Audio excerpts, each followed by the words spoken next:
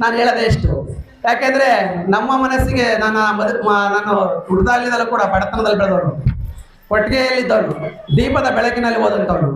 ಅವತ್ತು ನಮ್ಮ ಅಪ್ಪ ಅಮ್ಮ ಓದಿಸ್ತಿದ್ರೆ ನಾನು ಈ ಸ್ಥಿತಿಗೆ ಬರ್ತಲೇ ಇರಲಿಲ್ಲ. ನಿಮ್ಮ ಸ್ಥಿತಿ ನನಗೆ ಗೊತ್ತಿದೆ, ರೈತರ ಸ್ಥಿತಿ ನನಗೆ ಗೊತ್ತಿದೆ. ಇಷ್ಟೊಂದು ಎಲ್ಲರೂ ಕೂಡ ನಮ್ಮ ಆರ್ಥಿಕ ಪರಿಸ್ಥಿತಿ ಹೆಂಗಿದೆ ಅಂದ್ರೆ ಮಳೆ ಹೋಗಿದೆ, ಯಾರು ಕೂಡ ಬೆಳೆಗಳನ್ನ ಬೆಳೆಯೋಕ್ಕಾಗ್ತಾ ಇಲ್ಲ, ಆರ್ಥಿಕ ಪರಿಸ್ಥಿತಿಯಲ್ಲಿ ದುಸ್ಥಿತಿಯಲ್ಲಿದ್ದೀರಾ. ನಿನ್ನೆ ಕೇವಲ 2 ದಿನದಲ್ಲಿ ಈ ಕಾರ್ಯಕ್ರಮವನ್ನು ಆಯೋಜನೆ ಮಾಡಿರ್ಬೇಕು ಅಂದ್ರೆ ಅದರಲ್ಲಿ ದೇವರ ಶಕ್ತಿ ಎಷ್ಟಿದೆ, ನಮ್ಮ ಶಕ್ತಿ ಎಷ್ಟಿದೆ, ನಿಮ್ಮ ಶಕ್ತಿ ಎಷ್ಟಿದೆ ಅನ್ನೋದು ಈ ತಿಳಿಯುತ್ತೆ.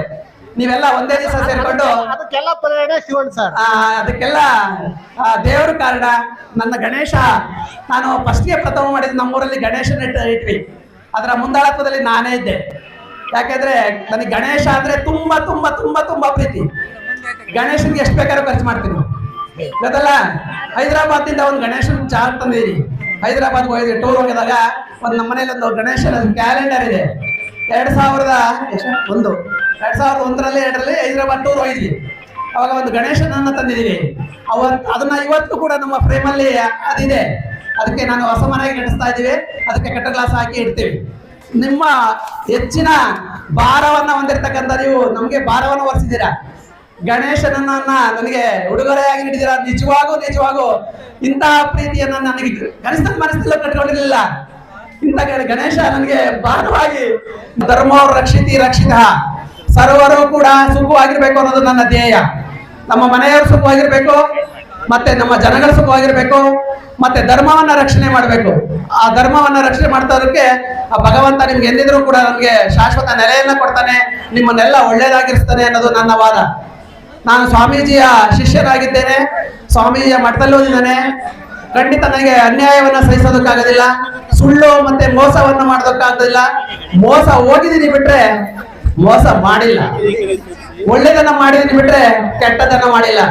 ನಾವು ಹೇಳ್ಬೇಕು ಅಂದ್ರೆ ನಮ್ಮ ಊರಿನ ಈರಣ್ಣರಾಗಿರ್ಬೋದು, ಮತ್ತೆ ರಾಜು ಆಗಿರ್ಬೋದು, ಖಂಡಿತ ಸಿದ್ದಪ್ಪರಾಗಿರ್ಬೋದು, ಕಿಟ್ಟಪ್ಪರಾಗಿರ್ಬೋದು, ಓಬಳಮ್ಮರು, ನಮ್ಮ ಅಡಿಗೆರಿದ್ದಾರೆ ನೋಡ್ರಿ, ಬಂಗಾರ. ಪ್ರತಿಯೊಂದು ಮನೆಯರು ಕೂಡ ನನ್ನ ಬಗ್ಗೆ ಇಷ್ಟೊಂದು ಅಭಿಮಾನದಿಂದ ದೇವರ ಉತ್ಸವದಂತೆ ನಮ್ಮನ್ನ ಗುರುಗಳನ್ನ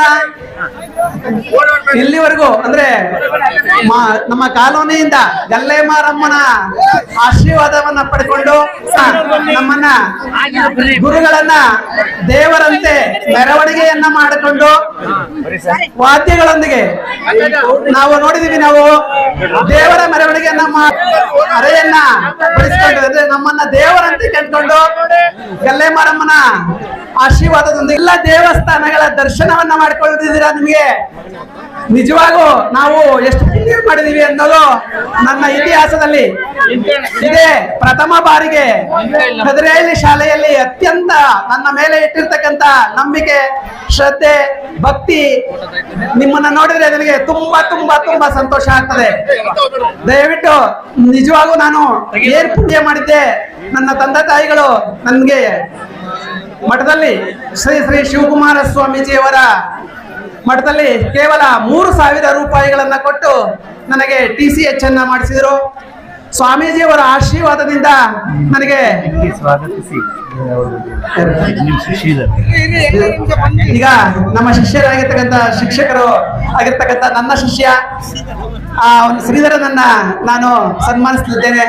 ಅವರು ನಾವು ದೇವರನ್ನ ಕರೆದುಕೊಂಡು ಬರುವಂತ ರೀತಿ ಕಳಶಗಳನ್ನ ತಯಾರು ಮಾಡಿಕೊಂಡು ನಮ್ಗೆ ಇಷ್ಟೊಂದು ಸನ್ಮಾನ, ದೊಡ್ಡ ಸನ್ಮಾನ ಇದು. ಯಾವ ರಾಷ್ಟ್ರ ಪ್ರಶಸ್ತಿ ಕೊಟ್ಟರು ಕೂಡ ನಮ್ಗೆ ಇದು ಈ ತರಹದ ಎಲ್ಲ ಜನಗಳ ಅಭಿಮಾನ ನನಗೆ ಸಿಗಲ್ಲ. ಪ್ರತಿಯೊಂದು ಮನೆಯವರು ಕೂಡ ಇಷ್ಟೊತ್ತಿವರೆಗೂ ಕೇವಲ ಎಷ್ಟೊತ್ತಾಗಿರುತ್ತೆ ಟೈಮು 9 ಗಂಟೆ ಆಗಿರ್ಬೋದೇನೋ, 10 ಗಂಟೆ ನೋಡ್ರಿ, 10 ಗಂಟೆವರೆಗೂ ಪ್ರತಿಯೊಂದು ಮನೆಯವರು ಇಲ್ಲೇ ಇದ್ಕೊಂಡು ನನ್ನ ತಾಯಿಯರಂತೆ, ತಂಗಿಯರಂತೆ, ಅಮ್ಮಂದಿರಂತೆ, ಸ್ನೇಹಿತರಂತೆ, ಗೆಳತಿಯರಂತೆ ನೋಡ್ಕೊಂಡಿದ್ದೀರಾ. ಇದನ್ನ ನಾನು ನಿಮ್ಮ ಋಣಕ್ಕೆ ಎಂದೆಂದಿಗೂ ಕೂಡ ನನ್ನ ಜೀವವಿರೋವರೆಗೂ ಅಭಾರಿಯಾಗಿರ್ತೇನೆ. ಖಂಡಿತ ಇದನ್ನ ಮರೆಯೋದಕ್ಕೆ ಸಾಧ್ಯ ಇಲ್ಲ. ಯಾಕೆಂದ್ರೆ ಜೀವನದಲ್ಲಿ ಅನೇಕ ಸಂದರ್ಭಗಳು ಬರ್ತವೆ. ಮೊದಲನೇದಾಗಿ ಮದುವೆಯಲ್ಲಿ ಹಾರ ಹಾಕ್ತಾರೆ, ಎರಡನೇದಾಗಿ ನಾವು ಎಲ್ಲಾದ್ರೂ ಒಂದು ಒಳ್ಳೆಯ ಕಾರ್ಯವನ್ನ ಮಾಡಿದಾಗ ನಮ್ಗೆ ಒಳ್ಳೆಯ ಸನ್ಮಾನವನ್ನ ಕೊಟ್ಟು ಹಾರವನ್ನ ಹಾಕ್ತಾರೆ.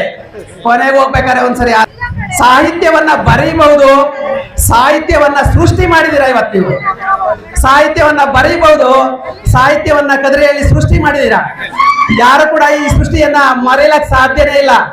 ಎಲ್ಲ ನಮ್ಮ ಮಹಿಳೆಯ, ನನಗೆ ಹೆಣ್ಮಕ್ಳು ಅಂದ್ರೆ ಬಹಳ ಪ್ರೀತಿ.